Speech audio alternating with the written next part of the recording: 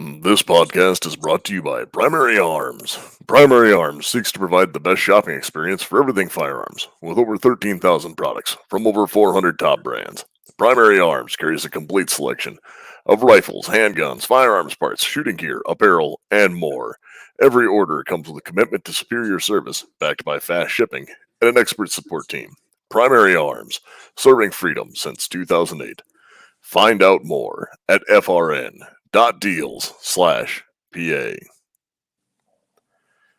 Hello and welcome to the AR-15 podcast. This podcast is for you if you just bought your first rifle or if you've been building them for years. There's something we can all do. Take our black rifles to the next level. My name is Nick Dooley, and I am joined, as always, by my co-host, Garth Ofer. Hey, buddy. It's good to be here. It's good to see you. It's good to be live with the AR-15 our listeners. What are our fanatics? What we should have a name for our listeners, because listeners sounds boring. Are they fanatics? Or are they? Is it the AR-15 Nation? I don't know. Yeah, actually, listeners, why don't you go ahead and send us what you think you should be called? Ooh, that's a good idea. We're just gonna have all sorts of listener things coming up here. Yep. So, how have things been going for you, Garth? Have you got to do anything neat in the past week or so? Because I think we released it early last week, and then missed a little bit of time. So we're a little off schedule, but yeah, we're off schedule. No. Nothing super exciting yet. Been talking to a buddy of ours out of Pier about some Cerakote stuff on some guns, because he's trying to start up a company of his own. And so been looking at some ideas with him. But beyond that, I really haven't been in the range or anything like that. So I purposely, before I came in from the farm today, went and emptied a couple of pistol mags out just to say I was at the range and learned I can still shoot. So, hey, that's good.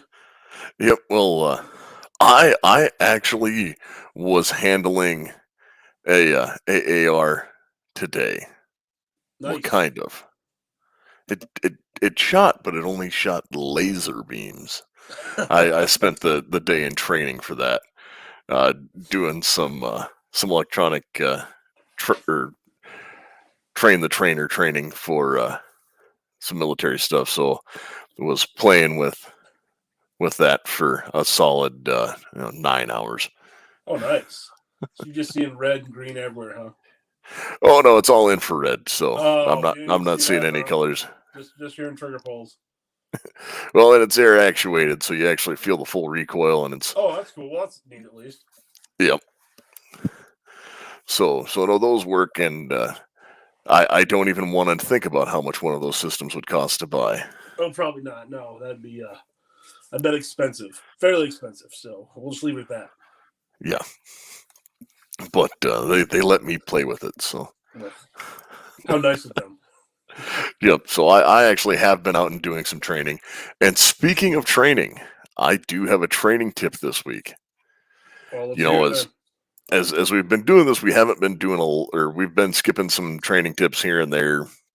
Partly because of my schedule and getting stuff ready to go. I haven't been doing some of that stuff or having it ready.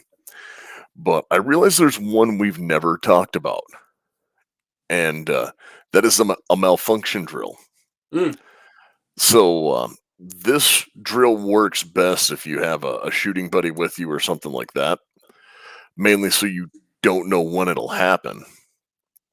But it's just loading a dummy round, a snap cap, or even just a spent casing into your mag to cause a malfunction, forcing you to clear that before you can keep shooting. Just because I know that I've been in situations where I've had mags or rifles mess up on me or something like that, and it is something that you can train yourself out of. So having the ability to do that, those drills where you do have failures, is sometimes an invaluable process. You bring up a good point, because a couple months ago, I'm now part of the TAC Pack group, and they sent some 223 dummy rounds. I went, man, these are pointless. What would I ever need these for? And as you were speaking, I'm like, man, that'd be really easy to just throw a dummy round in there and not even pay attention. And then, that's perfect. So fantastic. Now I actually have a reason or a purpose to own those 2 dummy rounds. Yep, and it's one of those things where having those dummy rounds, if you're going to the range with 5 or 6 megs, even if you're going by yourself, especially because I know that some people load all of their megs before they go. I am one of those guys. If you just throw a dummy round in one of your mags, yeah, and then mix them up, you will eventually run into a problem you didn't know you were going to have. Yeah, I mean, you can anticipate a little bit, but still, it's it's definitely worth having. Yeah, on the range, just dinking around and stuff, it's not that big a deal. But I know in those competitions that we've shot before, a failure round or failure to eject or shoot or something like that costs you multiple seconds, and I have never seen panic on my face as much as a round that gets stovepiped or ejects weird, and then all of a sudden the gun just stops functioning, and I panicked, and it's realistically you're only losing like 5 seconds tops, but in that 5 seconds it feels like an eternity. Yep, and that's one of those things where doing that, even if you're just training for defensive use, I've had rounds malfunction on me, or as we get into in our main topic today, I have some points to talk about as we get into magazines, where at one time magazines still are the cause of a lot of failures. Yeah. And when you get into some of those things with the different types of followers and etc., if you have a failure, you have to know how to clear it. That's part of knowing how to run that gun. Yeah, no, I that's 100% true. So, I mean, you kind of already touched on it. So, I mean, do you just want to jump into the main topic of this week? Well, we sure could. So this week, if you can't tell from the episode name, is Magazine Mania. We're gonna talk about mags. No, they are the essential part of any AR. Actually, I think that's what makes the AR the big scary black rifles, because you can hold so many rounds. And man, just the different amount of mags out there, you really don't know about it until you start really looking and diving into it. But yeah, it's a vital piece of the AR-15. It really, really is. I know guys who, I've shot with a guy who would only run 40 round PMags. Really? I've shot with a guy that would only run 20 round mags. I run, I think I have almost entirely 30 round magazines. I've got a handful of 5s and 10s and maybe an odd 20 rounder laying around, but I almost exclusively shoot 30 round mags, which is a standard capacity mag. And you're seeing guys with the advent of like the D60 drums, or even some of those god awful Beta Mag drums, or even the Surefire 60 and 100 round mags that they had for a while. Yep. But I think we're starting to get ahead of ourselves a little bit. A little. We'll back it up. So, now go ahead. You kick us off. Okay, so a little bit about history first. So, the original AR mags were not 30 rounds. Like the OG original ones. Actually, I think they only shipped something like 1,000 or 30 round AR mags to Vietnam. Really? Yeah, they were almost all. It was almost entirely a 20 round, like just a straight magazine. There was no curve to them. Yep. And that was what we left laying in rice paddies.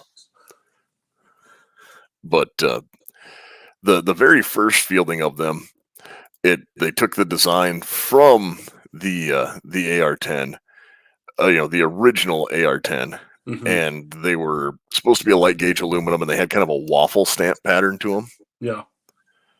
So it was kind of a neat one, and they went this way and the other. So then they they did the same thing on the M16 mags, and they were also 20 rounds.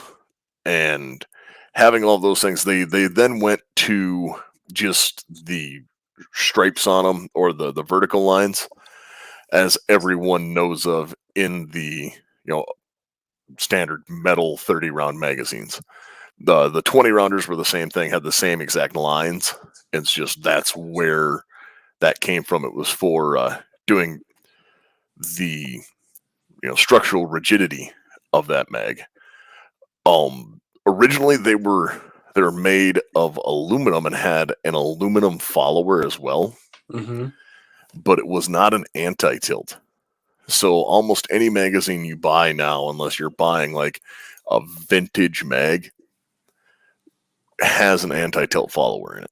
Okay. So these actually had an aluminum follower inside the case, but instead of where you would keep everything level as it came, it wouldn't tilt. Mm-hmm. However, that was, and that's part of the reason why the a non-tapered cartridge like the AR worked in a straight magazine, because when you look at other mags like an AK mag, they have a very aggressive curve to them.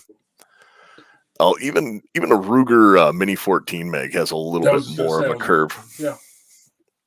But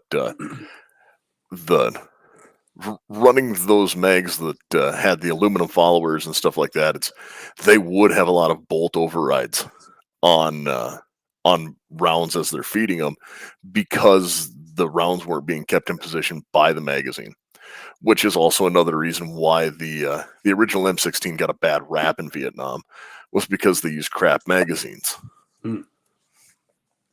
And so when did the switch come? Was it because of that, or was it something that just progressed over time? So they started running the 30 round mags. I'm not sure on the exact date that they switched to the 30s. I do know that by the 80s, they were almost entirely, or that was the bulk of what was used. I know that even when I first joined the Army, my unit still had some 20 round mags laying around, but they went to that, and then obviously it was a steel, or in some cases aluminum mags. The steel mags were always heavier than the aluminum ones, just because steel weighs more than aluminum. Yeah. And that was just a thing that was there. I never used one because we always just used 30 round mags. So yeah. No, that's well, I'm just holding one in my hand right now. I didn't get into shooting until like maybe 10, 12 years ago and stuff. And this was the standard magazine that came with every gun I ever purchased. 30 round steel, orange or gray pusher, and just I don't know. I always thought they were junk, but now after handling them more and more, I went, man, I really wish the AR would bring the steel back. See, no, I am of the almost the opposite camp. I started running exclusively steel mags. Mm. It was obviously I started in a different scenario than you did. Yeah, absolutely.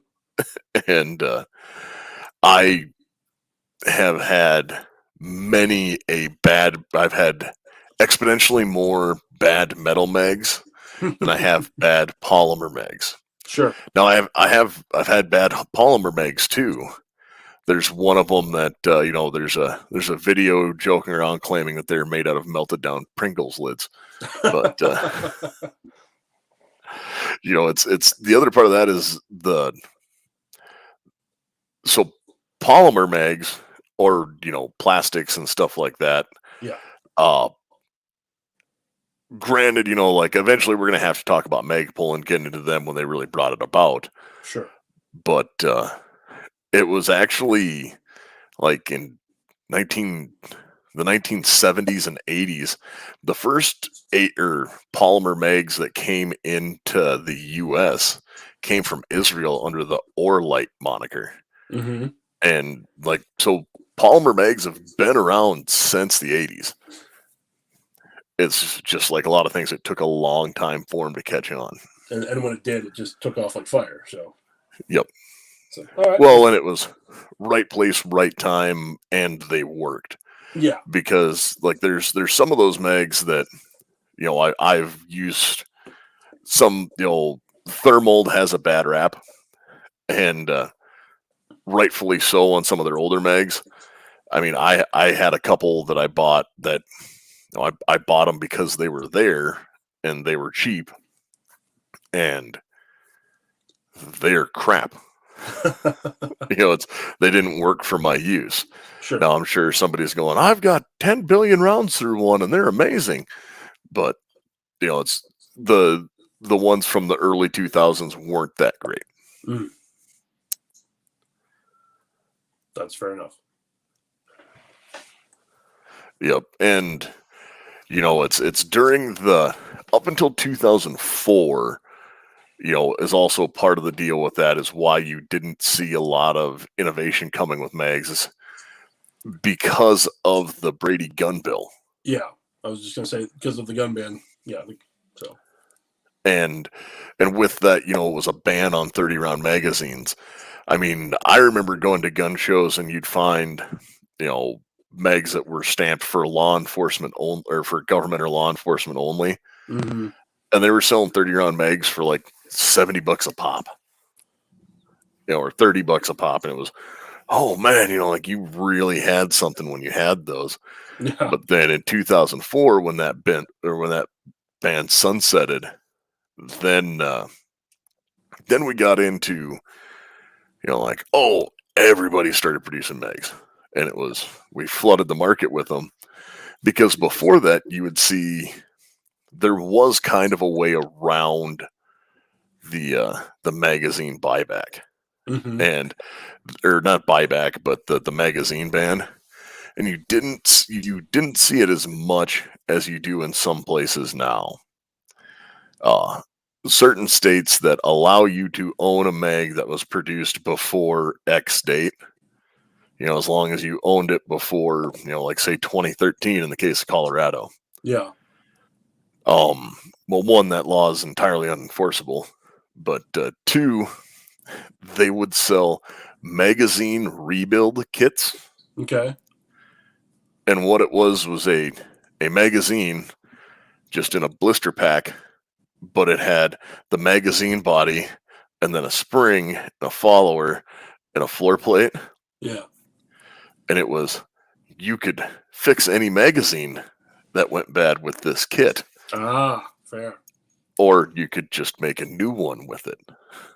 Well, wasn't there also at a time, or maybe there still is, I guess I'm not familiar because I don't really care to hunt with an AR, but isn't there a magazine stop that you can put in your 30 rounders to? Yes, there is. For several states, I know that you'll find a lot of them that will have like a rivet through them or a dent to stop them at 10 rounds.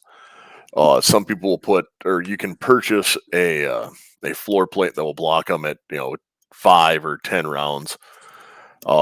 South Dakota is a 5-round state. So if you're going to hunt with any semi-automatic rifle, you have to have a magazine capacity of 5 rounds or less. Yeah.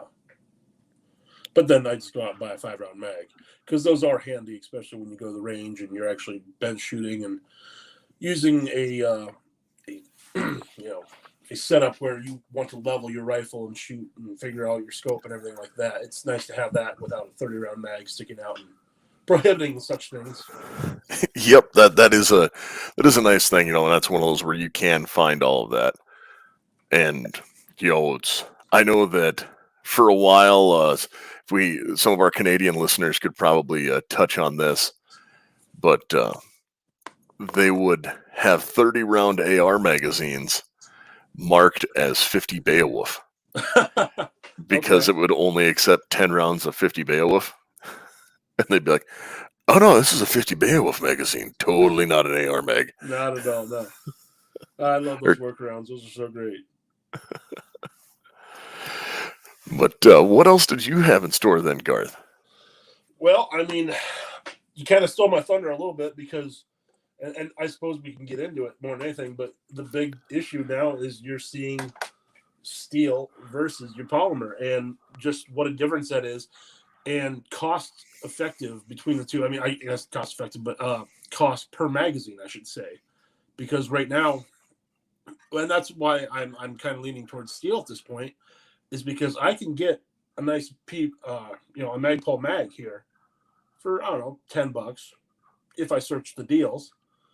But currently, I can find this steel magazine for $5.99 online, and it's a fantastic mag. It's got great weight. It's got an amazing spring in it, and I have not had the chance to shoot it yet. I've loaded it and unloaded it several times, and they seem to function. I've racked them in a firearm and then ejected, so I don't discharge firearm for the second or third time in a confined space. But we don't need to talk about the rest of that. So, Well, my only concern would be some of the followers. I know that at one time there was a company that was doing metal-bodied magazines that used the Magpul enhanced follower, and actually, I can even talk to that to some degree. let's do.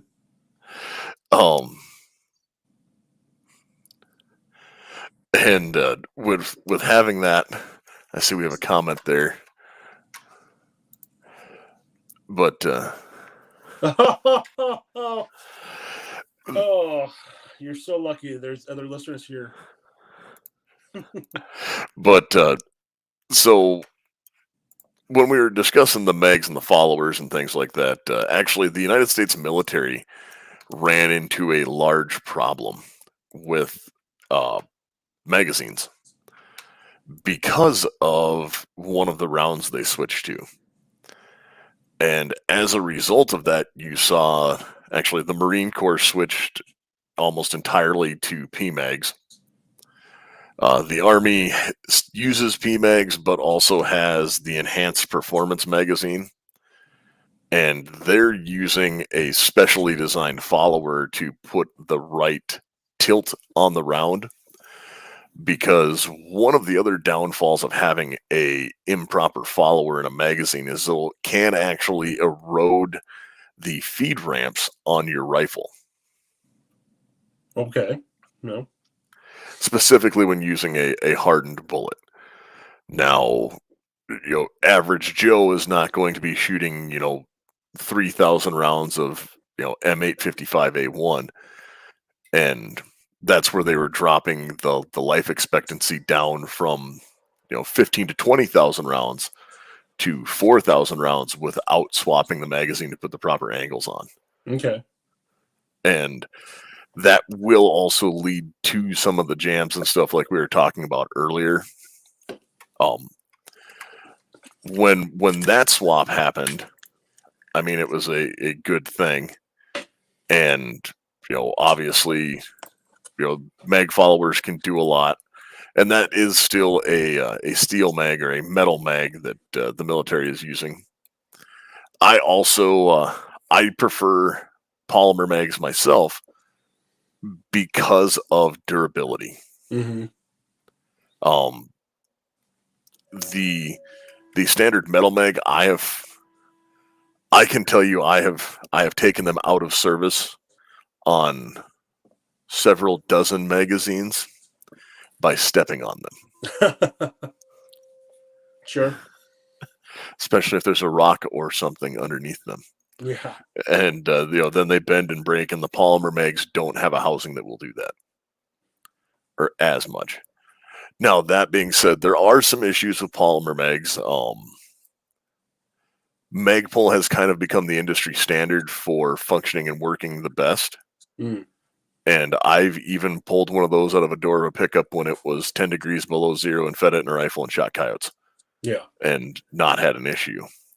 Now, the one subset of people who will almost always want to use a metal mag are some of the people who are doing longer range shooting and using heavier bullets, because the internal dimensions of it are slightly longer. So I know guys that because of the bullets they were using, in order to get the proper overall length, they had to run metal mags. and some of them would just gut a PMag and put the spring and follower out of a PMag into a steel mag. Fair enough. I know PSA was actually selling that brand of mag that had a Magpul enhanced follower. Well, I will say this about the PMag versus steel. The weight alone, especially carrying in full battle gear for guys such as yourself, I mean, that can be a huge benefit. I mean, it doesn't seem like a lot until you have 7 of them strapped on you. Yep. So, and that's just one of those where those types of things have happened. And when I say, like I run PMags a lot, I do, like, my competition kit for military comps is entirely PMags. mm-hmm. A large number of my competition mags for civilian mags are PMags, but I have actually started transitioning to my new favorite. I am a large fan of the Lancer mags. The Lancer mags, okay. Why you fill in some of the listeners about? I've heard you talk about them before. So the biggest complaint a lot of people have had about PMags or other polymer mags is the feed lips. They say, Mm-hmm. oh, well, when I get rough on them, I can bend them, I can break them, etc. Well, mags are a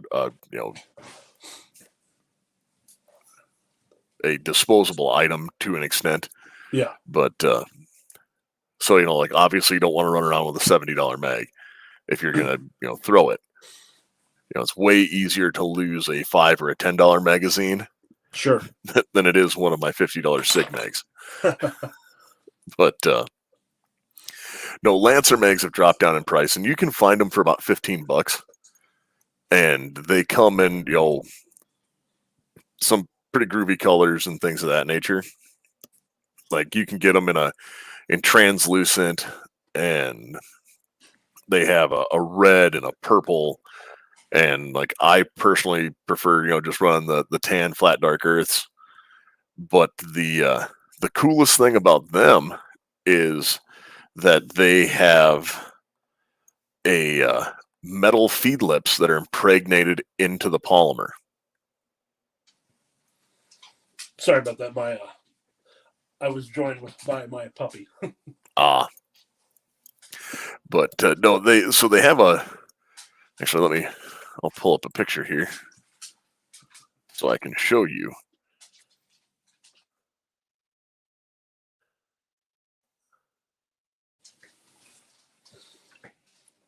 Now, another thing about these new mags and stuff, some of them have windows in them. Do you prefer windows or no windows? Or again, that is 100% a personal choice.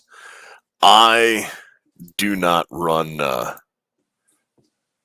I generally don't run a lot of window mags. So here, if you look, you can see it has the metal feed lips that come up. Sure. And then that is a translucent mag, so no need for a window there. And a clear plastic, and then kind of an opaque, and then a black. The tan one is my personal favorite. Mm. I know come some people who go gaga over the purple and red translucents. But yeah, and that's in that same, you're just in the Magpul price range ish. Mm-hmm. Yep. But that is a newer one, and they really got their big claim to fame doing AR-10 mags. Okay. And they were one of the best, and they also had a hand in helping design the SCAR mags, I want to say, but I might be off on that. It might have just been some of the same design cues wound up in one or the other because of reasons. Sure. And no, I am a big fan of Lancer mags, and I will not turn down a PMag by any means. But I also do still have a stack of steel mags at home. I think it's good to have a variety, just to, test the waters and everything. Well, I know that our good friends over at Trigger Interactive were doing, and at Rozeki Engraving, we're both doing some kind of neat stuff with lasers on mags, on the metal mags. And of course, when the Mandalorian first hit, they were doing Beskar steel. They'd laser the mags to look like Beskar steel. Sure. And that was another unique option that you had for customizing on metal mags, more so than you did on polymer. Mm-hmm. But you can still stipple a P mag, and I think you've handled a couple of mine that I've given the grip treatment to, and I have. You can't drop them.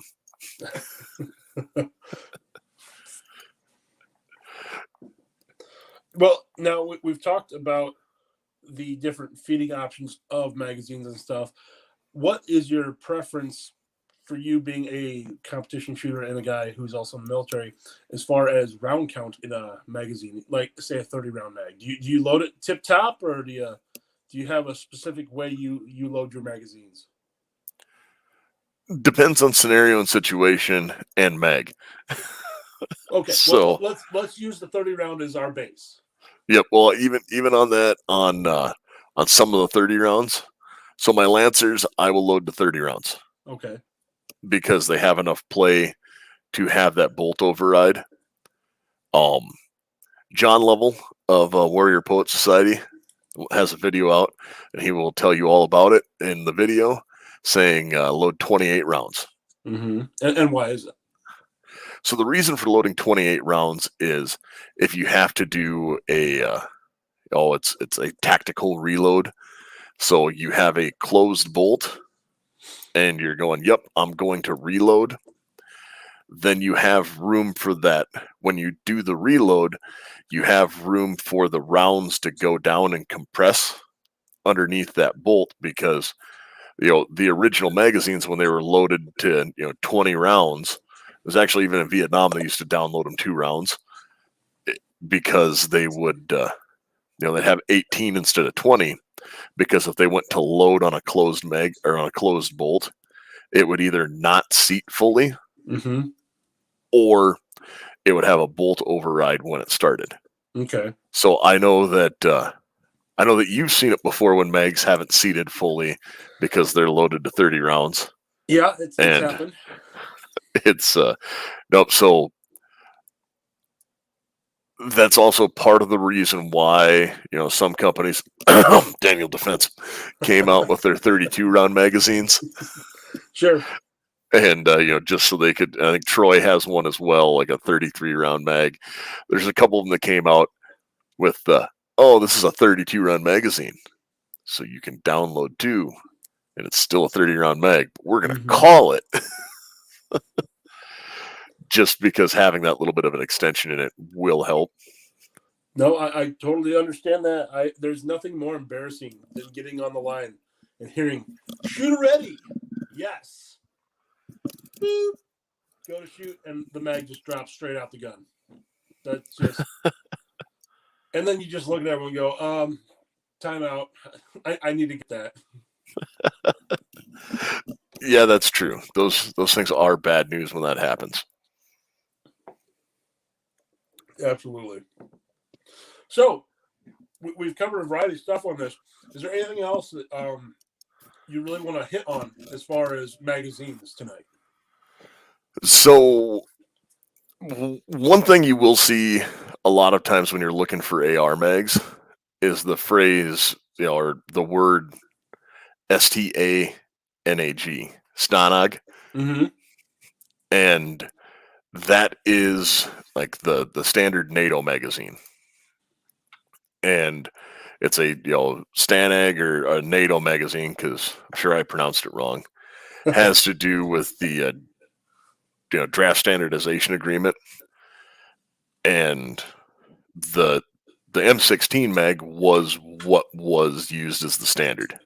Mm-hmm. So there are some magazines that don't support it, but it's one of those, like, it had to be able to do 30 rounds of 5.56, And then there were like we talked about the Magpul magazines that would do 60 or 100 rounds. There's some of the drum mags and things of those nature, but the vast majority of them are all 30 rounders. Mm-hmm. Now there's a handful of odd rifles that do not take the rifles or the magazines, and like that's some of the AUGs, the Steyr AUGs and things like that. But we're not going to talk about goofy bullpups, and we're definitely not going to talk about the abomination that is the British L85. Fair enough. And but running those, it's a the magazine has been standardized ostensibly globally, and they are probably one of the most common magazines on the planet. I'm willing to bet the only magazine more common than an AR mag might be an AK mag. That's But probably true. I'm willing to bet that the U.S. is really giving them a run for their money because we produce a lot of AR mags. And that was one question I had for you. Outside of the U.S., which is all about the PMAG here, if you had to buy out-of-country magazines, what would be the country of origin you would choose?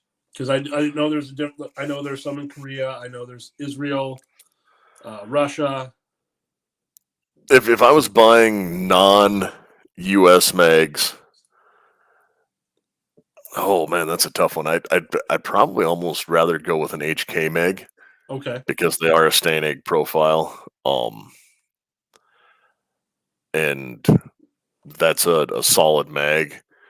The KCI mags, which are a lot of the Korean mags, depending upon the day, can be good. They can also be not as good. They used to have a really bad rap, and then they got over it. And just like there's a handful of other magazines, that I try and stay out of negative a lot of time because there's people who love like the ETS mags, Mm-hmm. and there's people who absolutely hate them. Yeah, I'm gonna lean one way in that. I'm not gonna say which one it is, but Yep, and it's.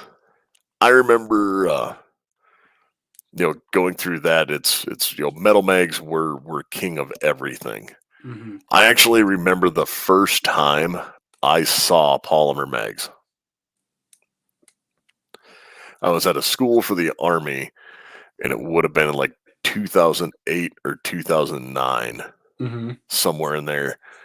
And dude from Ranger Bat, or that wasn't Ranger Bat, and then was part of a different infantry group, had come through, and he had the first PMags I ever saw, and I was like, "What are those?" And then my Geardo senses went off, and I had to come home and Google them and find them and stuff like that. And Just now you because just that can't was, get rid of them. yeah. Now I don't know how many. Mm. Yeah, as we sit here and I look over at my safe, and I tore off the top of my shelf, so I've got to restack my magazines. I've got magazines spilling onto the floor outside the safe right now, and that'll keep me busy for this evening. Yep. I mean, I did one of those. Actually, my wife got me one of those cube organizers with the 12. You've seen it in the basement there. Mm-hmm. It's it had all these little cloth pull-out things. Yep. She was like, "Oh, these are going to be great," and I think you can fit somewhere around 40 AR mags if you just whip them into that. Yep. And then I don't know how many handgun mags you can fit in one, but it's a lot. A lot. We'll go with a lot. And because I have boxes of mags, and a magazine is something you can never have enough of. well, they really are a disposable item, and I've long said that you should have 10 magazines for every rifle and 5 magazines for every handgun, and that's a minimum. So That is, yeah, that is a minimum, because the thing everyone never thinks about is when you go to the range, you drop a mag, but you pick it up at the end of the day. When you're in a real situation, which I've never been in, thank God, because I don't know if I'd handle that, but you drop a mag, you don't get to go back and pick it up later, you know? Well, that's what I said earlier. The original, the very first AR mags, like even the AR-10 mags that were the light gauge aluminums, Mm. were all designed to be disposable. Like it was a, for a while they fielded them with, as a preloaded magazine, Mm-hmm. and when you got done, you just and dropped it on the ground. There was even a prototype plastic mag that was set up to do just that. Really? Back in the 70s, it was, yep, you shot your 20 rounds out of it, and then you ejected it and threw a new one in, and you didn't even think about picking it up. Huh. Interesting. And then we went away from that. Yeah. And, but no, that's just one of those like oddities of history things that there's like three nerds who know about, and I recall something about it, and like I saw one somewhere and went, "What's that?" Sure. But no, so that is a thing, and magazines have come a long way. The follower technology, and the other part is even within that. So you've talked about like the metal mags, the P mags. The one thing we haven't talked about, and I know that we generally, when we talk, focus on 5.56 and 223. Mm-hmm. So I made the crack earlier about a 50 Beowulf mag is a 30 round AR mag is a 50 or a 10 round 50 Beowulf mag, and when you look at that, just the amount of different calibers that fit inside of that magazine, Yep. most of the time the only thing you need to do is change the follower. Yep. They even have a specific 300 blackout follower now that people are producing that aids in feeding. 7.62 by 39 does not. You have to run a goofy shaped mag that goes into the bottom square, and then it's got a weird curve on the bottom, and that's for if you're not running like a mutant style that'll take an AK mag. So they run their own odd proprietary. You'll find mag setups for 6.5 Grendel, for 6.8 Special. There are custom mags. I know CMMG made one that was for the 350 Legend, and it does the same thing where they'll push through. And I know that some of those, like even the 350 Legend, which does have just the same head stamp or case head size as a 223 and can fit 30 rounds into a magazine, it doesn't feed right all the time if you don't have the special followers, as our buddy Jacob could attest to. But there's a lot more that goes into those than one would think. It's not just a spring with a piece of balsa wood on the bottom that shoves ammo into the maw of a rifle. No, I'd assume not, because otherwise every magazine could be the same price. But I know there's a different variety of prices out there, which I know there just means there's better quality than others out there. And some guys really put some time and effort into their magazines. There's also some things that I've seen that are just straight up gimmicks in my eyes. So like I've seen a $30 magazine that is a translucent magazine or a clear magazine that costs so much because it has a tritium follower. Yeah. It has two little tritium dots in the back, so you can I suppose look down and see how much ammo you have. But I don't know a lot of people who keep track of their rounds during a firefight. No, I don't think so. I think it was when the gun stops shooting, you check to see if it's either empty or something's going on. But well, even in a competition setting, I know that there's times when I've timed a mag change of okay, yep, I'm going to reload on the run here Yep. because it's all right. I have, you know, 30 or 28 or however many rounds I have in this magazine. And I'm going to need, I need 44 rounds total to complete this stage. And I just shot 26 on this portion. And I'm moving to this one. I'm going to change my mag halfway through, or even, 12 or 15, however it works out. Yep. And you'll do that, that mag change on the way, just so that you are topped off to run with whatever you have. And now the competition world's different than the training world, where competition you're going like, yep, just get this thing away from me, because you're going to calmly walk back, or one of your buddies is going to pick up your mags for you. Yep. And you're not just throwing them into a dump pouch. Yeah. But that is, I don't really know if we can do any much more on mags right now. No, I think it was a good conversation tonight, and I learned some things, and I hope that I'm going to say fanatics for now. I hope our fanatics learn something too. All right. Well, we talked about primary arms. We did. We have somebody else that we should talk about. We do. We should probably talk about Patriot Patch. PatriotPatch.co, guys. They have some amazing things out there. I'm going to steal Dooley's thunder because they have these mats, and he loves them as mouse pads, and I can't wait because, well, I already know what my Christmas present is. It's going to be a computer, so I don't have to stay here and stare at my iPad anymore. So when that gets seared, I'm going to set up my my pad for my mouse. Nice. Yep, and the patches and the tin signs and even the Christmas ornaments that he had out this year. Yep, were amazing, and I can't be happier with a company to work with other than Patriot Patch Company. That is 100% true. Yep. So Patriot Patch, PatriotPatch.co. Oh, you know what? What's that? When we were talking about cool things we did, this isn't a sponsor or anything like that.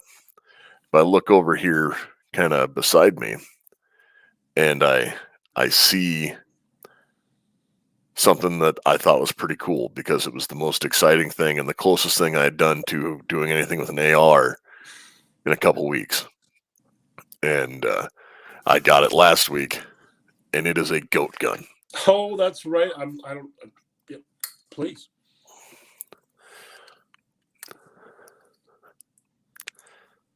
Man, so that is something.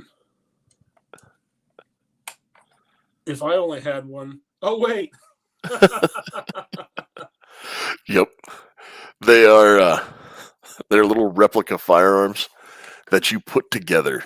And I know it's a little late for the Christmas episode because or the gift guide. I'm sorry. We didn't call it the Christmas episode, but it was the gift guide.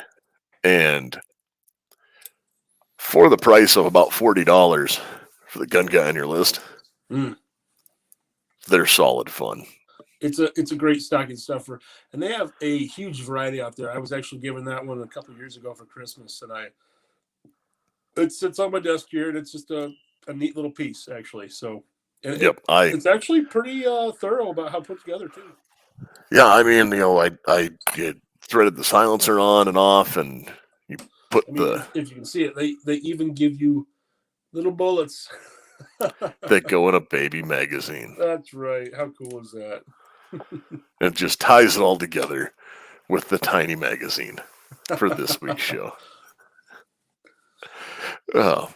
So you have anything else you wanted to add, Garth? Actually, yeah, I do. We got a listener question in the email, and I was hoping to read it, and maybe you could just briefly touch on it. Oh, boy. Oh, boy. Are you ready for this? Sure. All right. This comes from Jamie. Jamie wants to know, how many times do you think you could chamber the same round in an AR-10 platform rifle before a slam fire would happen? I used to deer hunt with a DPMS 308, but stopped because I got concerned about the dimple on the primer. A lot of the time during the deer season, I only shoot once, but I chambered and eject the same round many times, getting it in and out of the vehicle and the hunting shack. So, what do you have to say to that? Okay. So what he's talking about with slam firing is as that firing pin hits the bolt as it goes, or hits the primer, he's seeing a little dimple on it. That is actually incredibly common. So one thing that most people don't realize is, like, you've heard the term drop safe. Hmm. Like years ago when SIG had the 320s, it was, oh, don't drop it. Guns don't go off unless they're a SIG, because at one angle it would go off and it wasn't drop safe. Sure.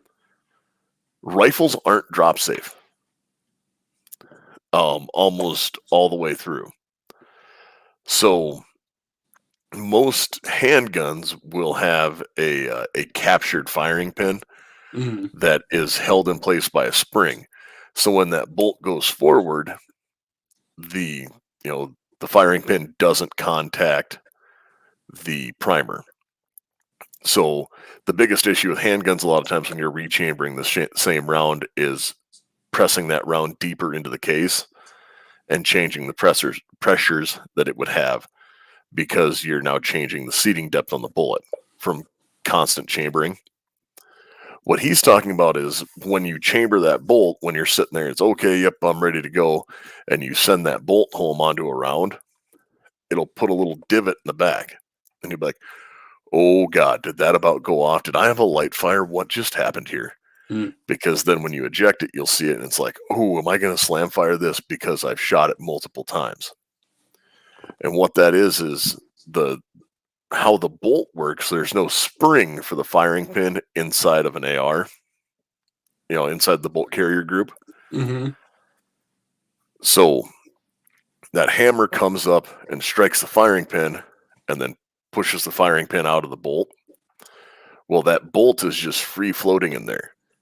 So when it goes up and makes contact, especially if you're, pointing it in a safe direction, down or something like that, and you send that bolt home, well, then that firing pin will come up and it'll be like, tickle, tickle. It generally does not, primers have a hard enough cup. And that's also why you will see like specific primers for 5.56 and things like that sometimes, especially when there's primer shortages. You would see that. Like, I want to say it was a CCI 402 maybe, or something like that was the primer number. Don't hold me to that because I'm not 100% certain since I don't have them in front of me. But they were 4, 5.56, so they had a little bit harder primer on them. And especially with some of the steel case, it'll have a lot harder primer on it. So it will actually take more force to detonate it. 9 times out of 10, you're fine with it. And I wouldn't be worried at all about that, where if he saw that after like 5 or 6 loadings, it could have happened on the first one, it could have happened on the 5th one. Fair enough. So he's now, safe, is what we're saying. Yeah, he's safe. Okay. Well, that's good to know. Sorry, I got into a. You went there. Well, you asked the question, so I asked his question. No, but yep. that's good stuff to know. So, I guess with that, do you have anything to add? I sure don't. Yeah, I don't either. So I guess this is what I'm going to say to our fanatics out there. Guys, you can check us out on the AR-15 podcast 2.0 at gmail.com, AR-15 podcast 2.0 on Instagram, AR-15 podcast on Facebook. Don't forget to check out our YouTube channel where you can see our pretty faces smiling and kind of staring into the black abyss of the interwebs. Always check us out on the network, because that's where we have our affiliate programs and our Teesprings app. And don't forget to go check out our awesome sponsors. And yeah, I think I've said all I can say. So I'm going to say happy trails until we meet again. And I'm still not singing. So you guys out there, you stay safe and stay armed.